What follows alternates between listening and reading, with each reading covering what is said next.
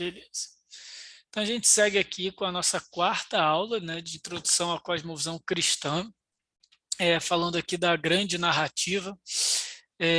E quando a gente tratou aqui, né, da cosmovisão cristã nas últimas aulas, a gente já falou sobre a criação, a origem de todas as coisas, de onde nós viemos, nós comparamos aí como que outras cosmovisões vão responder a essa pergunta. E nós sabemos que, embora criados por Deus, e as coisas infelizmente não permaneceram como deveriam estar, ou não permaneceram, é o nosso sentimento, né, de que de fato o mundo está errado. Então a cosmovisão cristã vai dar mais um passo nessa narrativa e vai trazer a realidade da queda, que o homem foi criado bom, na verdade Deus criou todas as coisas boas, perfeitas, de acordo com a sua vontade, de acordo com o seu propósito, cada coisa com o seu propósito definido por Deus. E na criação e no relacionamento com o homem, se centralizava aí a nossa própria experiência de mundo, no nosso relacionamento com Deus, entre o homem e Deus, e também no relacionamento do homem com a própria natureza e uns com os outros. Passado essa realidade, o homem se volta contra Deus e rompe esse relacionamento com Deus, e então é o que nós vimos na queda, que todo o relacionamento do homem com Deus, do homem com a natureza e do homem com ele mesmo passam a ser corrompidos pela raiz do pecado. Outras cosmovisões vão trazer a realidade do mal, ou do certo e errado, de outras vias, de vias sociais, de vias evolucionistas, como um mero avanço, uma mera evolução aí do próprio caráter social do ser humano, e aí então nós construiríamos então essa nossa matriz moral. Mas como cosmovisão cristã, a gente viu na última aula que essa matriz moral do homem, esse senso de moralidade, esse senso de certo e errado que é comum, é notável e é natural em todo ser humano, vem na realidade do próprio Deus quando nos criou a sua imagem e semelhança. E embora essa moralidade esteja sim corrompida, tenha sim sido afetada pelo pecado, ela não foi esvaziada completamente, e há então essa necessidade do ser humano de estabelecer ordem, estabelecer moralidade, aplicar essa moral nos costumes, no dia a dia, nas relações, nas decisões. E aí, então a gente vê que isso daí é um reflexo da realidade da criação de Deus. A aula de hoje vai falar do terceiro ato, do terceiro capítulo dessa grande narrativa. E a pergunta que nós fazemos é o seguinte: esse mundo tem solução? Então, se a gente falou da origem, falou da moral, agora a gente vai falar da solução propriamente dita. Então, as cosmovisões, de maneira geral, vão identificar que há algo dissoante nesse mundo, algo que deveria ou poderia ser melhor, digamos assim, se não reconhecer que de fato há uma maldade, né, ao pecado. Aquelas cosmovisões que não partem de uma premissa cristã, de uma premissa teísta da existência de um Criador todo-poderoso, onipotente, vai simplesmente dizer que a realidade pode ser melhorada, pode ser progredida, pode alcançar um progresso, pode alcançar um avanço, e é o tema de hoje, da redenção. Quais são as respostas para as mazelas desse mundo, para o que há de errado nesse mundo? Então, só relembrando um pouquinho da última aula, e a gente vai partir dela na comparação das cosmovisões, a gente tratou do naturalismo e do humanismo liberal, né? O naturalismo sendo aquele viés bem científico ou cientificista, vamos dizer assim. Só um parênteses aqui, lembrando que não é a ciência o grande mal propriamente dito, mas é depositar a sua fé na ciência, depositar na ciência todo o critério para a construção aí dos seus valores fundamentais e da sua cosmovisão propriamente dita. O naturalismo faz isso, ele reduz o ser humano a um mecanismo bioquímico, é mais um de muitos mecanismos no cosmos, e ele é livre sim, mas dentro de um sistema fechado de ação e reação, e a moralidade no naturalismo não é algo definido propriamente dito, mas é explicado por um processo, seja um processo de adaptação, seja um processo de evolução, seja um processo de ação e reação, mas há aí uma lógica matemática, uma lógica processual sistematizada aí por trás de conceitos de certo, errado, de bem e mal.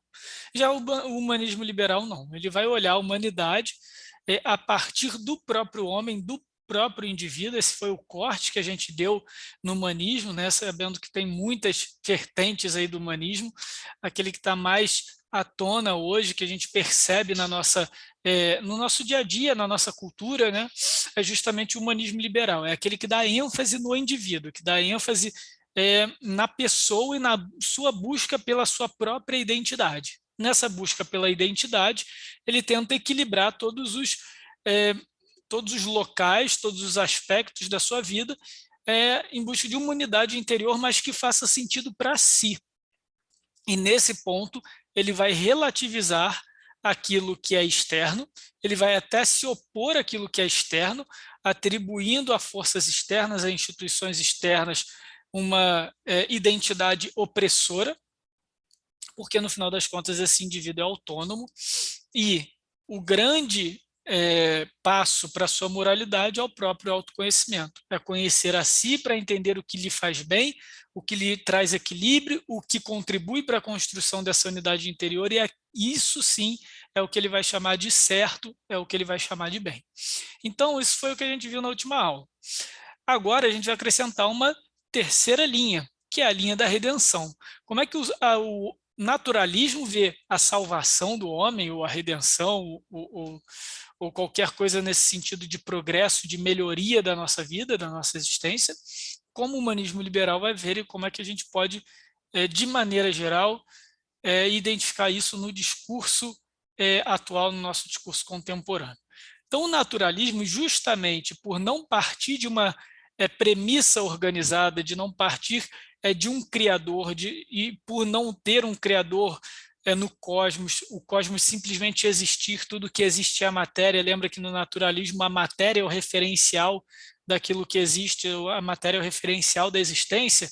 Então não existe pós-vida, não existe um propósito último da vida, não existe transcendência.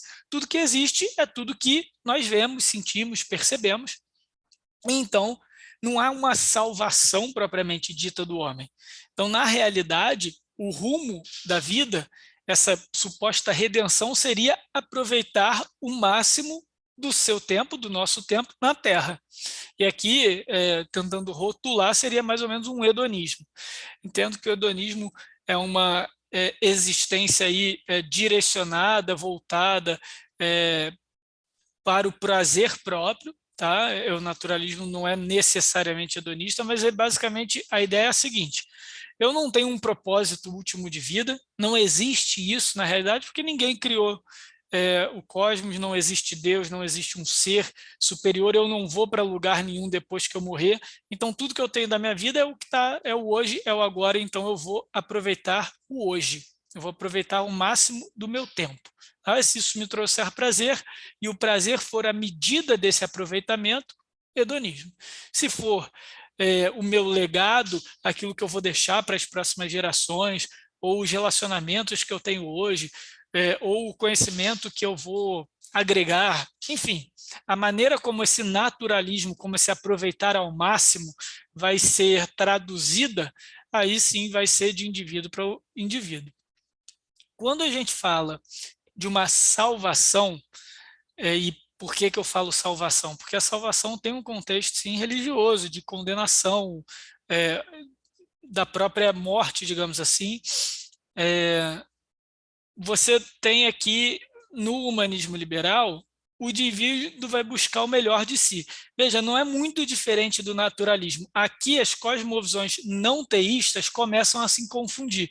Por quê? Porque esse conceito de salvação tem uma premissa de juízo, tem uma premissa de que o homem não necessariamente vai alcançar a transcendência, vai alcançar um status de redenção, porque isso não se aplica, isso não faz muito sentido na nossa realidade, porque a realidade é tudo que nós podemos ver e o indivíduo é a medida de todas as coisas.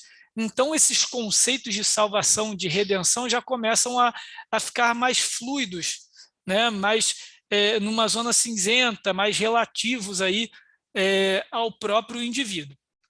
E aqui a gente tem um slogan que é muito visto aí nas redes sociais e dos coachings aí, na galera aí de autoajuda, que é: seja a mudança que você quer ver no mundo. Então, basicamente, esse é o slogan de salvação do humanismo liberal. Qual é a diferença do naturalismo? O naturalismo, se o sujeito entrar nessa via de corpo e alma, digamos assim, ele não vai nem se preocupar com um bem maior, com uma redenção, com uma grande salvação, ou com um progresso da humanidade. Ele simplesmente vai viver aquilo que ele tem para si.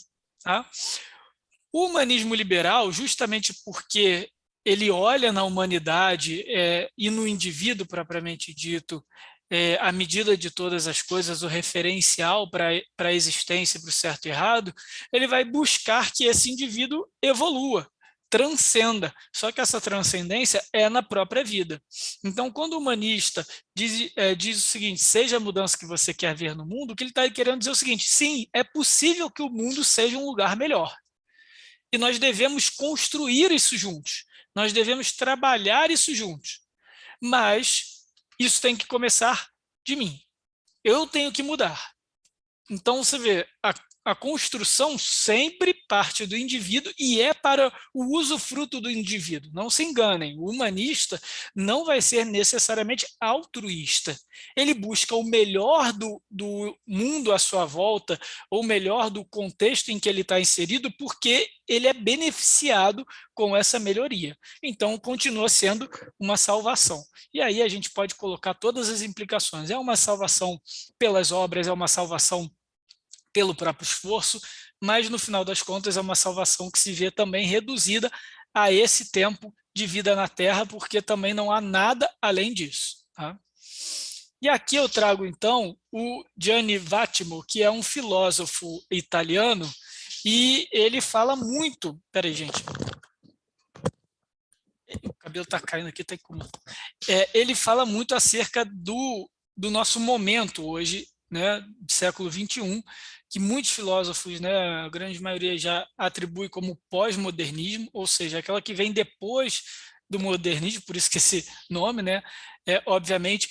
E o Gianni, ele tem uma matriz humanista, mas por que eu trouxe ele? Porque ele vai além, ele parece que é uma mistura mesmo aí desse naturalismo com o humanismo, e ele é um dos grandes defensores aí atuais, ele ainda é vivo, do niilismo. Então, o que é o niilismo? É que a vida realmente não tem esse sentido maior, essa transcendência, tá? Então, não tem nada que a gente busque conquistar além de nós mesmos, seja uma salvação, seja um significado, um grande propósito da vida, um grande propósito como uma humanidade, não tem isso.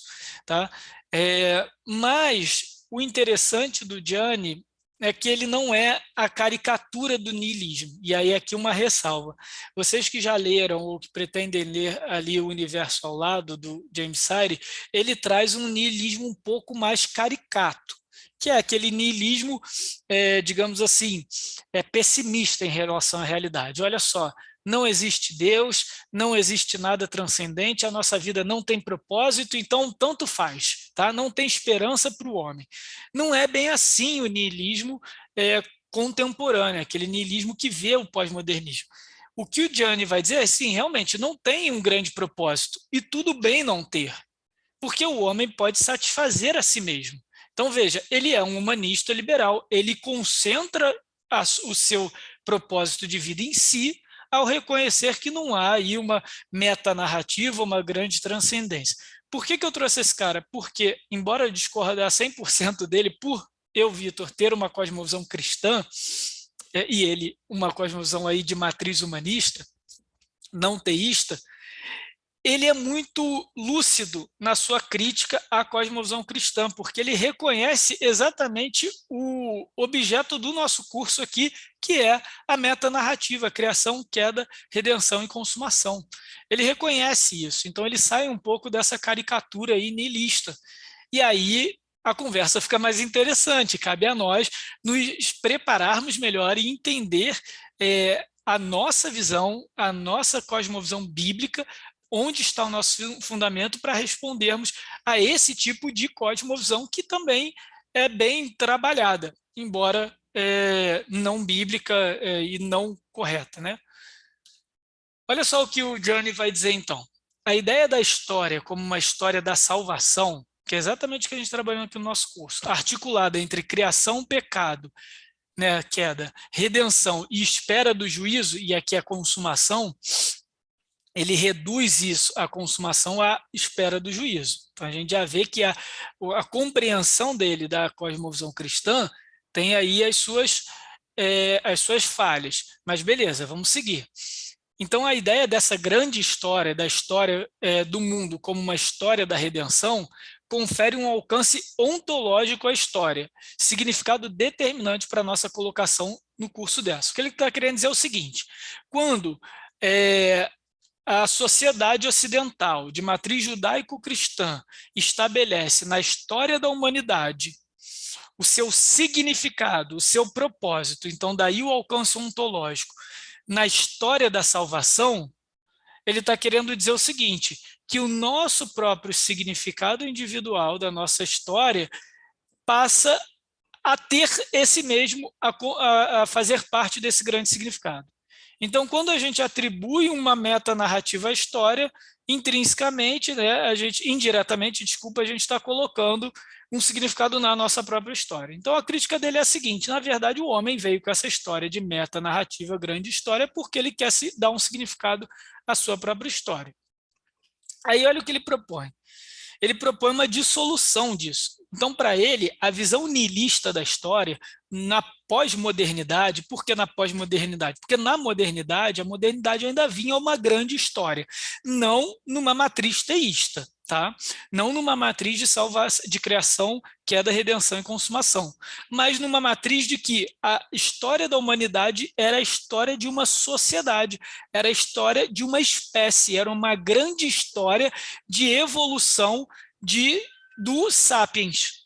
Então, ele vai propor a dissolução disso e dizer o seguinte: olha só, gente, não precisa manter essa matriz judaico-cristã de uma grande história, porque, afinal de contas, isso é uma tentativa religiosa de dar significado à sua história individual. Então, o modernismo erra nisso. Essa é a crítica do Gianni. Então, como que o pós-modernismo, e para ele o pós-modernismo deveria seguir e deve seguir uma linha niilista, ele vai dizer o seguinte: ele propõe uma dissolução da história.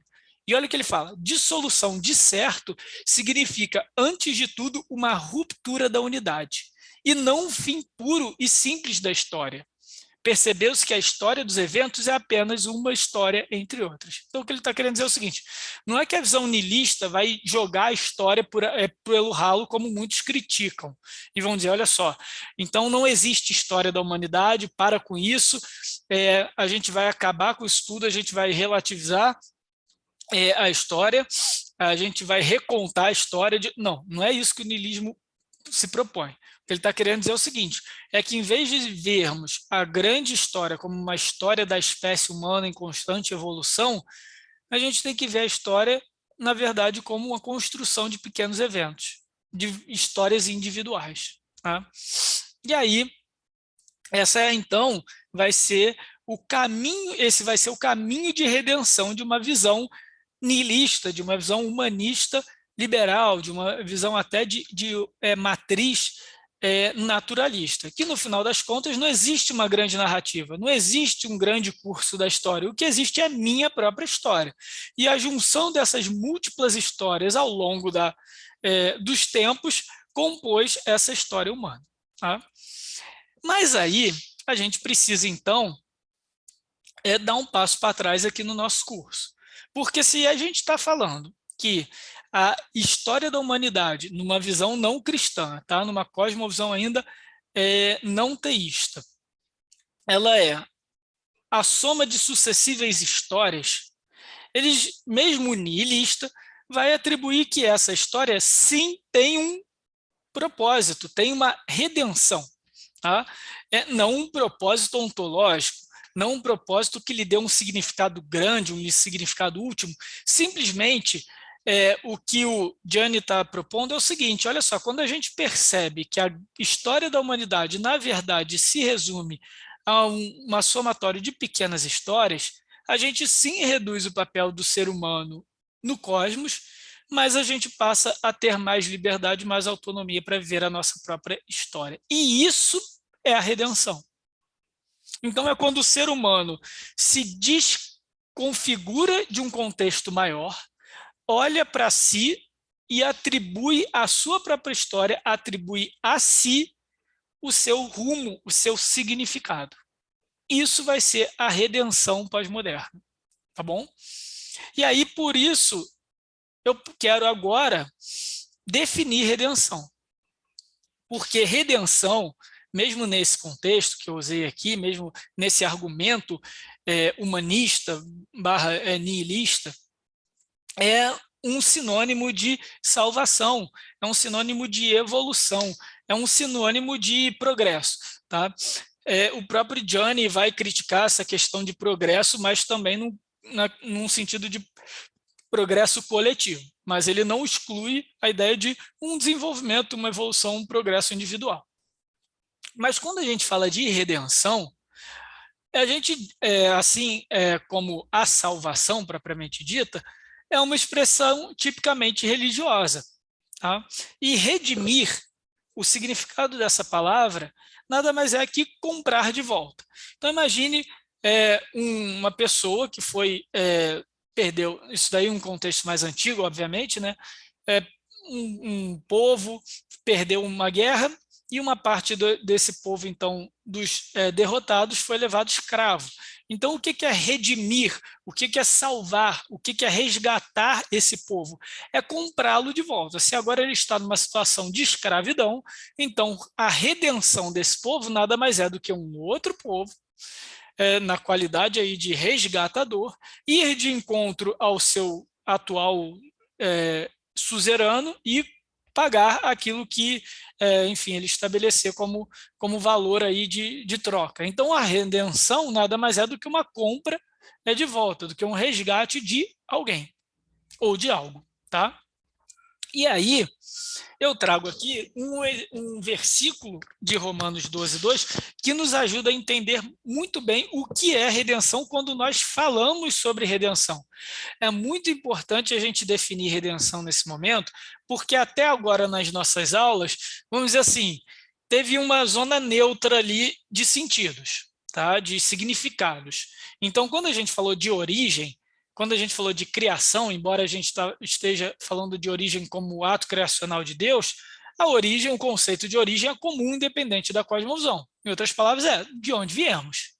Quando a gente fala de queda, embora na cosmovisão cristã nós atribuamos esse sentido de queda, esse sentido moral de certo e errado, à própria presença do pecado e ao próprio Deus como critério de certo e errado, de bem e mal, a moralidade em si, certo e errado, bem e mal, existem. Então, quando eu falar com alguém de cosmovisão não teísta, eu falar, olha, agora eu vou dizer para você de onde sai meu conceito de certo e errado. Beleza, ele sabe do que eu estou falando. É um local comum para a gente, por mais que a gente discorde das explicações disso, ou das crenças fundamentais, trazendo aqui para o nosso conceito de cosmovisão. Agora, quando a gente fala de redenção, não. E a gente primeiro precisa entender o que é redenção numa cosmovisão cristã. Não é simplesmente um progresso, não é simplesmente uma evolução, não é simplesmente um desenvolvimento da humanidade ou de um grupo social ou do próprio indivíduo. A redenção fala justamente desse sentido que eu coloquei aqui em verde, redimir, comprar de volta. E se você foi adolescente barra jovem, cristão, nos anos 2000, cara, com certeza você já foi em algum retiro, em algum congresso, em algum grupo pequeno, sei lá, com o tema metanoia, mudança de mente. Com certeza, se você foi dessa geração aí cristã, evangélica, você com certeza foi. Eu fui em várias igrejas, e o tema era sempre metanoia, e o texto chave aí, o texto padrão aí da conferência, do retiro, do congresso, seja lá o que fosse, era Romanos 12:2. Não vivam conforme os padrões deste mundo, mas deixem que Deus os transforme pela renovação da mente. E aí, gente, eu tenho uma notícia para dar para vocês, pode ser que acabe aí com as suas lembranças aí de metanoia, aí da sua adolescência barra juventude. Mas o termo renovação da mente aqui não é metanoia, é anakainosei. Nossa, tem tempo que eu não estudo grego. Anakainosei, que é fazer novo novamente. Gente, isso é importantíssimo para a nossa para a teologia paulina e para o nosso conceito aqui de redenção. Porque o que Paulo está querendo dizer aqui é o seguinte: como que a gente alcança, como que a gente conhece a vontade de Deus, que é boa, perfeita e agradável? É quando a nossa mente é transformada por Deus em direção a um estado como ela era antes. A renovação da mente não é simplesmente uma mudança de mente, como a metanoia vai dizer, uma mudança radical da mente. Porque metanoia, só um parênteses aqui, um parênteses, tá? Metanoia, no sentido bíblico, é o de arrependimento, tá? Mas aqui para Paulo, renovação da mente é aquilo que Deus faz com as nossas mentes, com a nossa maneira de enxergar a realidade, com a nossa maneira de ver o mundo, em que traz a mente para o seu estado novo. Só que o interessante aqui é o novo novamente, ou seja, pressupõe um estado que um dia foi da nossa mente. Obviamente não da minha mente, Vitor, individual, mas da mente humana. O que Paulo está querendo dizer aqui é justamente o conceito de redenção, de resgate, de restauração. E aqui uma boa imagem poderia ser a imagem de restauração. Redenção para nós é o sinônimo de restauração. Por quê? O que faz aqueles restauradores lá do Discovery, agora tem no Netflix também, quando os caras vão restaurar um carro? Eles pegam um carro todo velho, todo arrebentado, todo enferrujado, e trazem ele a um estado de novo. Mas o carro ainda existe. A identidade do carro se mantém, ele volta a ser o que ele era.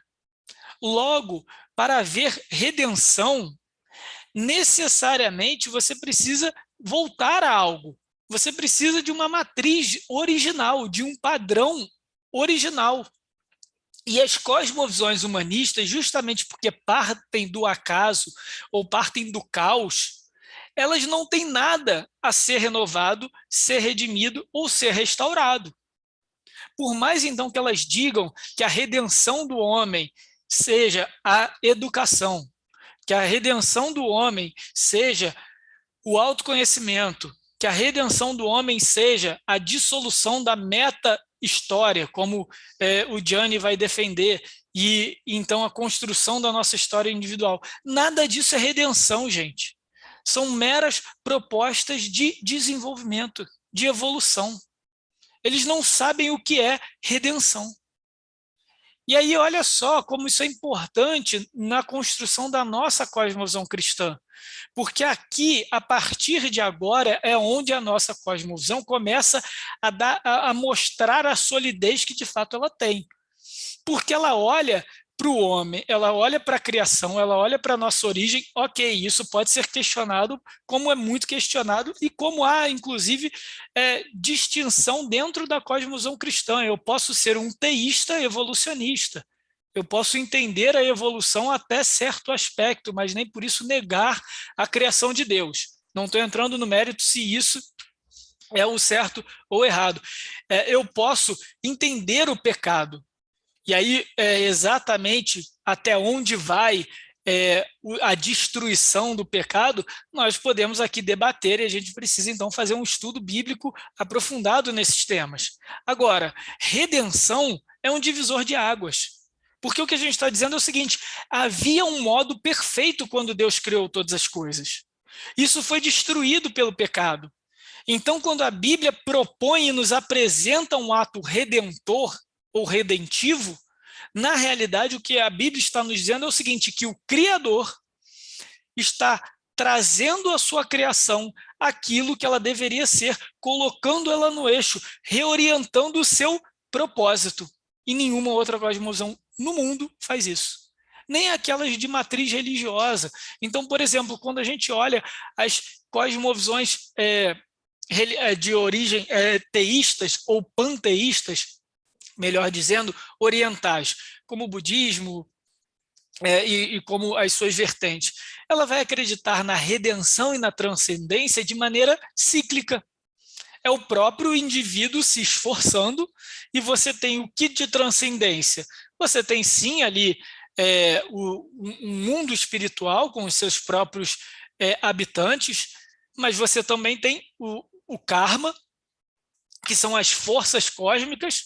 É lógico, gente, eu estou sendo extremamente simplista com a teologia budista, tá? Não é o meu ponto aqui definir aí, sistematizar a teologia budista. Mas o que é importante a gente enxergar e observar nisso é que a redenção não é redenção.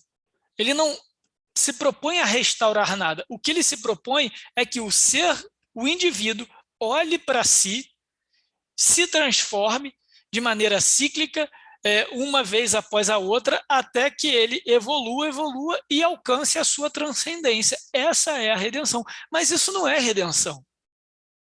Então, se a gente compara o racional, o processual lógico de um panteísmo ou de um espiritismo, que também é cíclico, embora não seja panteísta, oriental, nós vamos ver que não difere de uma cosmovisão humanista. Porque a matriz é a mesma, não há o que ser renovado. E aqui, gente, é a nossa grande conclusão em relação às cosmovisões não teístas, tá? E todas as outras, a não ser a cosmovisão cristã e a cosmovisão bíblica, que não há redenção fora da cosmovisão cristã.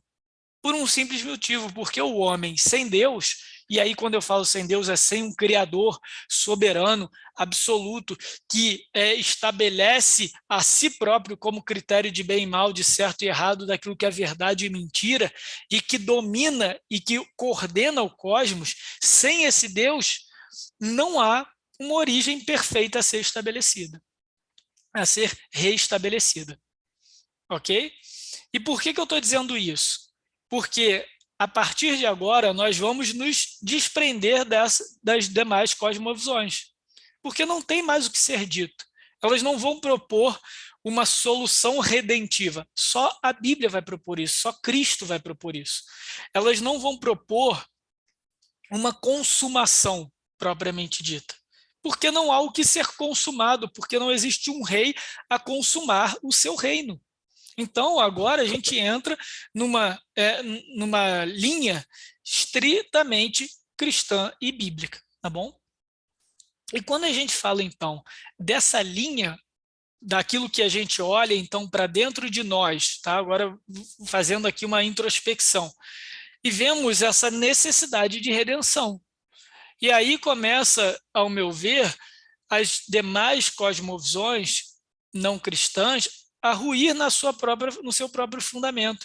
Porque, embora eles digam que não há o que redimir, não há o que restaurar, e tudo que podemos fazer é um processo, é uma evolução, quando nós olhamos para a nossa realidade, quando nós olhamos para a nossa experiência como seres humanos, o nosso sentimento é de que existe algo errado.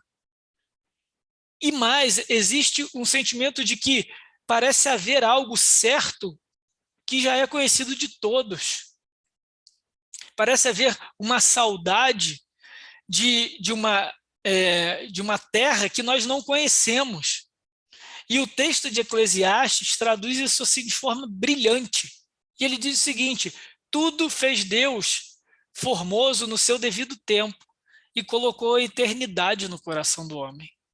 E aqui o autor de Eclesiastes foi muito perspicaz, porque o que ele está dizendo é o seguinte, que quando Deus cria o homem, e a gente entende aqui pela doutrina bíblica, doutrina cristã, que, né, como nós falamos até aqui na criação, criado à imagem e semelhança dele, ele comunica ao homem esse anseio, esse desejo pela eternidade, mas não é pelo viver para sempre, por ser eterno. Mas a eternidade aqui em Eclesiastes é aquele sentimento de completude, de propósito adequado, de uma vida equilibrada, de uma vida plena, de uma vida que está perfeita. E esse sentimento existe no coração de todo homem. E somente a cosmovisão cristã vai admitir que sim, existe esse sentimento, e que na realidade ele aponta para aquilo que Deus criou, que o pecado corrompeu, mas que o próprio Deus vai restaurar. E é o que a gente vai ver agora daqui até o final da nossa aula.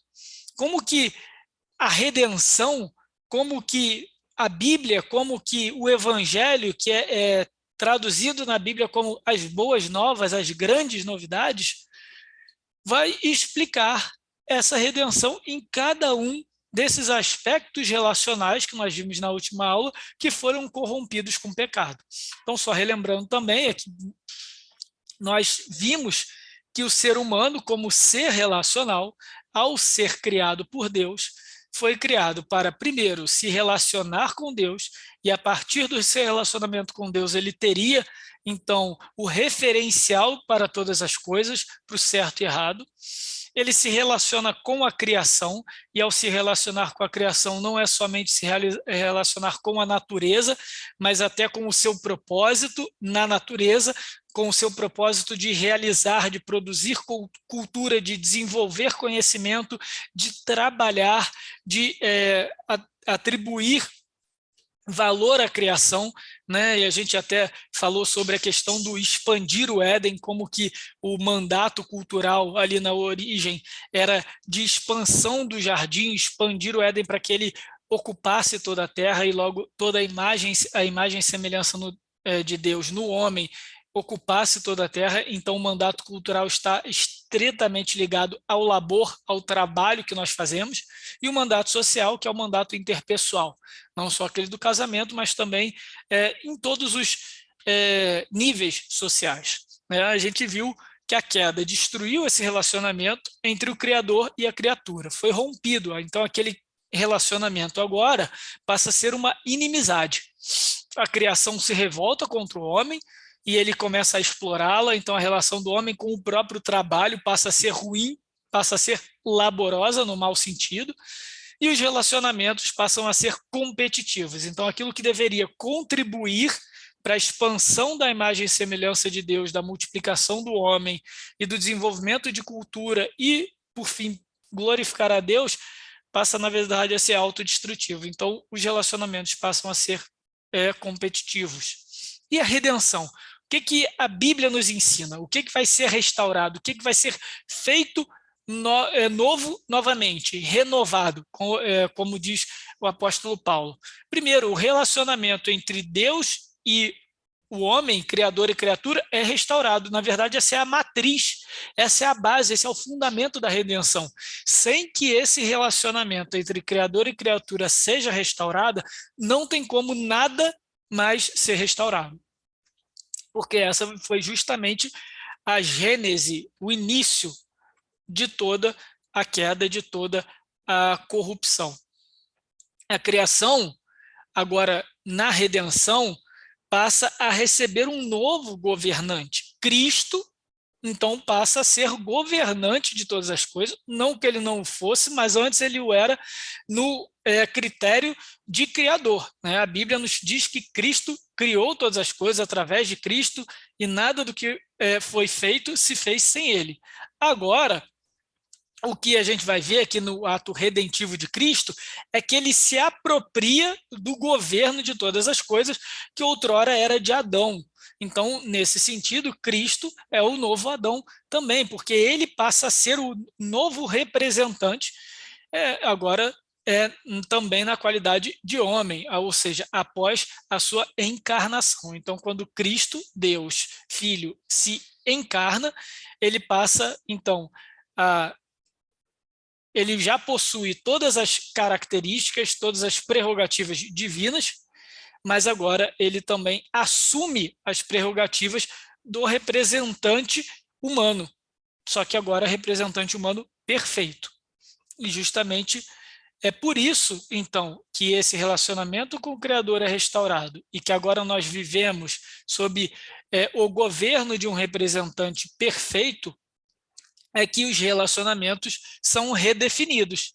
E qual é o critério para essa redefinição, para essa redenção? É a própria relação de Cristo com o povo eleito, com aqueles que usufruem da redenção, a entender a igreja. E aqui a igreja não é o CNPJ, não é a instituição, mas é o conjunto de todos os crentes, de todos os salvos, de todos aqueles que têm relação salvífica, ou seja, de salvação com o próprio Cristo e que compõem, então, a igreja, tá? De todos os tempos. Então, vamos rapidamente olhar cada um deles. O mandato espiritual. Relacionamento entre Criador e criatura é restaurado. E olha só o que o texto de Colossenses nos diz. Porque Deus achou por bem que nele, Cristo, e aqui esse colchete foi o que acrescentei, residisse toda a plenitude, ou seja, completude. O que Paulo está afirmando aqui é o seguinte: Deus achou por bem, ou seja, lembra da mesma construção quando ele cria, né? Então Deus viu tudo que era feito e viu que era bom. Então ele achou por bem aqui no seguinte sentido, de que é perfeito, de que cumpre o propósito de maneira perfeita. Residisse em Cristo toda a plenitude. O que Paulo está querendo dizer é o seguinte, é que toda a plenitude, ou seja, a completude, aí a consumação, não como a gente vai ver na próxima aula, mas tudo aquilo que já havia sido prometido pelos profetas e que já havia sido esperado após a queda, ou seja, a redenção, a restauração de todas as coisas, Deus achou por bem concentrar na pessoa de Cristo. É isso que Paulo está falando. E uma vez concentrado na pessoa de Cristo, ou seja, é só Cristo que pode alcançar essa plenitude e nos levar a essa plenitude, a essa completude de propósito, de significado, de cumprir tudo aquilo que Deus, de fato, se propôs a fazer. Só Cristo pode fazer isso. Então, isso é prerrogativa exclusiva de Cristo. Então, porque Deus achou por bem nele, em Cristo, residisse toda a plenitude e que, havendo feito a paz pelo sangue da sua cruz por meio dele, Cristo, reconciliasse consigo mesmo todas as coisas, quer sobre a terra, quer nos céus. Então essa é a obra de Cristo, gente. A obra de Cristo é uma obra de reconciliação. Ele reconcilia o quê? Tudo. Tudo que veio a ser corrompido pelo pecado é reconciliado em Cristo, alcança a sua plenitude de redenção, de restauração, de restabelecimento perfeito, de renovo na obra de Cristo. É pelo sangue da sua cruz. Então, lembrem-se, se havia inimizade, se havia quebra, se havia conflito entre Deus e o homem, esse conflito só poderia ser resolvido por um preço, que era o preço da morte, porque foi esse preço estabelecido no momento da criação, no momento do pacto que Deus fez com o homem. Lembra que Deus estabelece para Adão não comer do fruto do conhecimento do bem e do mal, sob a penalidade de morte. No dia que você comer, certamente você vai morrer. Então, ali não se resume a comer uma fruta, somente isso. Não é isso. Na verdade, o que aquilo ali representa é o seguinte, que seria pelo relacionamento com Deus que o homem teria acesso à realidade do bem e do mal, e seria Deus o padrão da nossa existência e da nossa percepção da realidade. Caso o homem fizesse o contrário, ele herdaria a morte. E aí, então, para que essa dívida, para que esse preço seja pago, fosse pago, Cristo, então, paga com o seu próprio sangue. Ele paga aquilo que separava o homem do próprio Deus, que era essa dívida. E é por isso, pelo sangue da sua cruz, então, que ele reconcilia consigo mesmo todas as coisas, ele concentra em si. Então, ao mesmo tempo em que ele é o governante perfeito da criação, em que ele é o representante perfeito da humanidade, ele também é o reconciliador. Ele é aquele que carrega em si a ira, a culpa e o juízo de Deus justo daquilo que Deus havia prometido, e a morte também era promessa de Deus.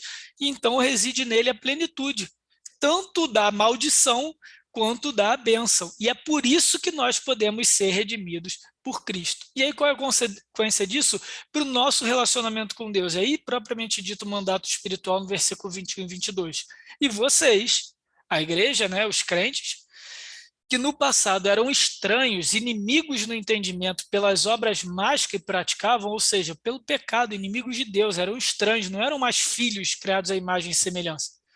Agora, porém, eles os reconciliou no corpo da sua carne, ou seja, a nossa reconciliação com Deus é através da obra sacrificial de morte na cruz por Cristo Jesus, e para apresentá-los diante dele, santos, inculpáveis e irrepreensíveis, como nós éramos santos, nós éramos inculpáveis, nós éramos irrepreensíveis, quando criados antes da queda, antes da rebeldia do pecado.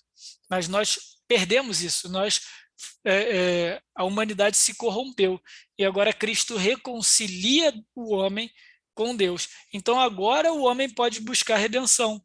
Agora é plausível nós falarmos de um verdadeiro propósito de vida, de um verdadeiro sentido de vida, porque em Cristo a nossa existência voltou a ter o significado original, que é um significado de reconhecer Deus por quem Ele é, e seus atributos de criador, de soberano, de grande regulador de todo o cosmos, e nos relacionar com ele por isso, justamente por isso. A esse reconhecimento e a esse relacionamento de forma perfeita se dá a glória a Deus. Quando dizemos que nós glorificamos a Deus e que o nosso propósito de vida é glorificar a Deus, nada mais é que isso, que reconhecer Deus por quem Ele é e nos relacionar com Ele a partir desse reconhecimento, a partir desse critério e da maneira que nós devemos. Isso é dar glória a Deus. Isso é possível porque Cristo reconcilia o homem com o próprio Criador. No mandato, e aí aqui os destaques, né? Exatamente o mandato espiritual, e na verdade toda a obra de Cristo se resume a uma obra de reconciliação. O mandato cultural. O trabalho e a relação da humanidade com a cultura são redimidos. Então, o homem que antes era escravo da terra e que via agora no seu próprio sustento uma escravidão, uma exploração, agora ele pode fazer isso também para a glória de Deus. E olha o que o próprio Paulo vai dizer ainda na carta aos Colossenses: servos, obedeçam em tudo aos seus senhores aqui na terra, não servindo apenas quando estão sendo vigiados, visando somente agradar pessoas, mas com sinceridade de coração. Tudo que fizerem, façam de todo o coração, como para o Senhor e não para as pessoas, e sabendo que receberão do Senhor a recompensa da herança. É a Cristo, o Senhor, que vocês estão servindo. Aqui Paulo não está pregando uma teologia de meritocracia, de que a gente vai trabalhar aqui na terra para Cristo e vai receber muita coisa no céu, uma mansão com varanda, com piscina, nada disso. O que Paulo está tratando aqui é exatamente da motivação do nosso coração em relação ao nosso trabalho. Por que fazemos o que fazemos na terra? Olha só a cosmovisão aqui. Se a cosmovisão nos diz as motivações do nosso interior, e aí que coração, vamos lembrar daquele conceito lá da primeira aula, que envolve o intelecto, que envolve as nossas emoções e que envolve também a nossa própria espiritualidade, o nosso relacionamento com Deus. Tudo isso agora é redimido por Cristo. Por que Cristo, o nosso Senhor, é servido quando nós servimos aqui na terra? Porque nós reconhecemos que toda autoridade, todo poder, tudo vem do próprio Cristo. Ele agora é o governante de todas as coisas, ele conquistou isso agora também como homem na sua morte na cruz e na sua ressurreição, na sua vitória sobre a morte. Então agora ele governa tudo, ele governa o cosmos, ele governa todas as coisas. Então todas as relações de governança, de liderança, passam pelo crivo de Cristo. Ué, mas mesmo aquelas que ainda estão sobre a sombra do pecado, mesmo essas, não que Cristo chancela e defende e assina embaixo dessas relações de exploração, mas ele as reconhece e vai tomar cabo de todas elas e no seu devido tempo vai, então, pedir contas a esses senhores que não agem conforme a governança de Cristo. Senhores que acham que são senhores de si e por isso podem fazer o que bem entendem com os seus subordinados. Esses vão responder diante de Cristo porque se acham no direito de ter toda a autoridade. Mas até mesmo esses deveriam prestar contas hoje ainda ao próprio senhorio de Cristo. É o que nos faz também, cristãos ou uma cosmovisão cristã, numa posição de liderança, sermos justos com os nossos liderados, com aqueles que estão sob a nossa tutela, sob o nosso cuidado, sob o nosso direcionamento. Porque todos nós agora estamos sob a liderança e sobre o governo do próprio Cristo. Então, não nos cabe explorar e nos achar superiores só porque estamos numa posição de responsabilidade, de hierarquia terrena superior aos demais. Isso não nos cabe, isso não é coerente a uma cosmovisão cristã. E é o que Paulo depois também vai trazer, aí sim, na própria relação uns com os outros, no mandato social. E quando a gente fala aqui do mandato social, a gente está falando e aqui de Efésios 5, 21 até o capítulo 6, versículo 9, Paulo vai trazer aí um grande resumo do que seria a redenção do mandato cultural. Ele vai colocar aí a relação das esposas com os maridos, dos pais com os filhos, dos servos e dos seus senhores. Então, Paulo está resumindo aí como que o temor a Cristo, como que o governo de Cristo vai influenciar todos esses relacionamentos. E a chave, pessoal, para nós entendermos esse grande segmento aqui da carta de Paulo, Efésios do capítulo 5, versículo 21, até o capítulo 6, versículo 9, é justamente esse versículo 21. Sujeitem-se uns aos outros no temor de Cristo.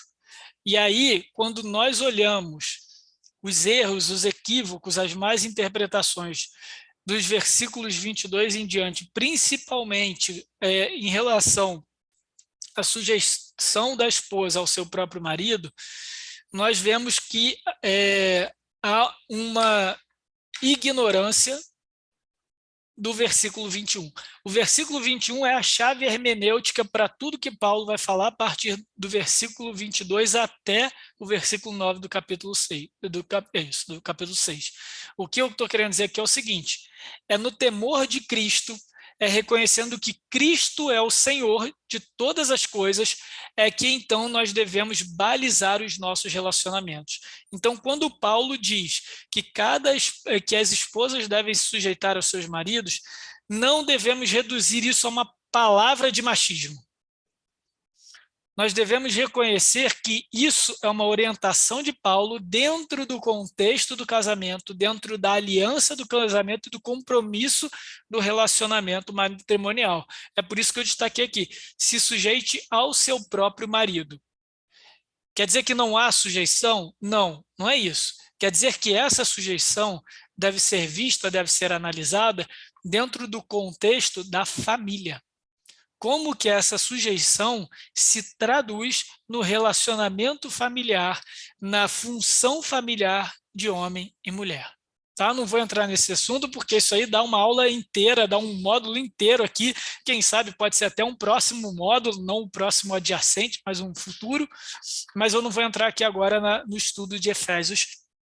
Mas eu quero dizer o seguinte, é que a sujeição da esposa ao seu marido e a própria liderança do marido deve ser sempre feita com referência à governança de Cristo. Então, maridos, amem a sua esposa como também Cristo amou a sua igreja. E como que Cristo amou a sua igreja? E aí as pessoas, a gente não, as pessoas costumam destacar o se entregou por ela, ou seja, de forma sacrificial. E é isso. Mas tem um propósito esse se entregou por ela.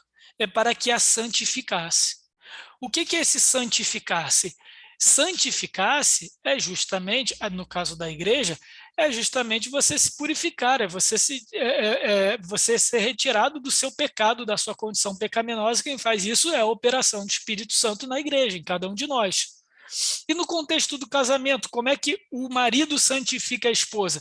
Sim, ele é servo do Espírito Santo para esse processo de santificação, mas olha que interessante, ele ajuda a esposa a se desenvolver para que ela mesma se renove, ou seja, seja nova novamente. Então, uma esposa que é subtraída, que é suprimida pela governança do marido e vive à sombra do marido, ela não é mais nada mais do que aquilo que a gente viu em Gênesis 3:16, que o seu desejo será para o seu marido e ele o governará. Mas uma esposa que se sujeita ao próprio marido e que esse marido a santifica e a ama como deveria, essa esposa vai crescer, vai florescer, vai brilhar, vai se desenvolver. Então, está longe daquela ideia de que, num contexto patriarcal, machista, a figura da mulher aqui é diminuída, é suprimida, é até colocada às sombras. Não. Na cosmovisão cristã, os papéis são novamente restaurados, redimidos pela relação um com o outro, à figura e ao critério de Cristo. Porque, no final das contas, não há mais essa disputa, não há mais essa imposição de poder, seja de qual parte for. Agora, há homem e mulher, marido e esposa, se desenvolvendo mutuamente no temor de Cristo. E no final das contas, esse sujeitem-se uns aos outros se refere a todas as relações, esposas e maridos, servos e líderes e senhores, pais e filhos. Todos nós devemos sujeitar-nos uns aos outros, respeitando os nossos papéis sociais, mas sempre sob o temor de Cristo. Essa é a redenção da cosmovisão cristã. A cosmovisão cristã admite que o pecado corrompeu e destruiu aquilo que havia de bom e de perfeito na criação, mas admite que é a obra de Cristo, e como o próprio apóstolo Paulo diz, somente Cristo, na sua plenitude, é que concentra em si a obra e torna possível agora a redenção do nosso relacionamento com Deus, e aí podemos ver nosso propósito de vida, o nosso objetivo de vida sendo realinhado para o nosso próprio bem. A nossa relação com a cultura, com o trabalho das nossas mãos, com aquilo que nós produzimos, com aquilo que nós fazemos, agora de maneira equilibrada, de maneira que isso também nos traga paz, e principalmente os nossos relacionamentos uns com os outros, que deixam um local conflituoso, beligerante, e passam agora a ser construídos na sujeição mútua, no amor uns aos outros. E aqui, só retornando a Paulo, também em Efésios, olha o que ele vai dizer. Portanto, sejam imitadores de Deus como filhos amados. Como é que o cristão vive a cosmovisão cristã e imita a Deus? Reconhecendo que ele é amado por Deus. É a partir do amor que nós recebemos de Deus e reconhecemos que somos amados por Deus, é que nós podemos viver em amor uns com os outros, como também Cristo nos amou. É isso que liberta, é isso que redime o mandato social e relacionamentos interpessoais. E olha que interessante, se o homem, para encerrar, se o homem na sua origem, foi criado à imagem e semelhança de Deus e povoaria a terra, multiplicaria e cobriria toda a terra com a imagem e semelhança de Deus, e isso foi corrompido pelo pecado, Agora a igreja é chamada pelo mesmo Deus a ser imitador desse Deus, a imitá-lo naquilo de perfeito. Então, mesmo em pecado, com a imagem e semelhança corrompida, nós podemos redimir isso, não nós, obviamente, mas Cristo pode redimir isso em nós e nos tornar imitadores de Deus, para que essa imagem novamente povoe a terra, mas agora como igreja, agora pela proclamação do Evangelho, agora contando essa história, contando essa grande narrativa, defendendo a nossa cosmovisão cristã, de que Cristo nos redime. E assim a gente encerra o capítulo da redenção e nós então iremos, se Deus permitir, segunda-feira que vem, a nossa última aula, a conclusão do nosso curso, que é a consumação. E aqui é a distinção propriamente dita da cosmovisão cristã, da cosmovisão bíblica, de todas as outras cosmovisões. Porque só a cosmovisão cristã vai falar sobre esperança. Não a esperança como um desejo positivo de algo dar certo do futuro, mas a esperança como aquilo, como a espera, como algo que se espera e que de fato vai acontecer. E é o que nós vamos ver, o que nós podemos esperar do futuro. É isso que a nossa cosmovisão, então, cristã, e é isso que a palavra de Deus, a Bíblia, vai nos contar.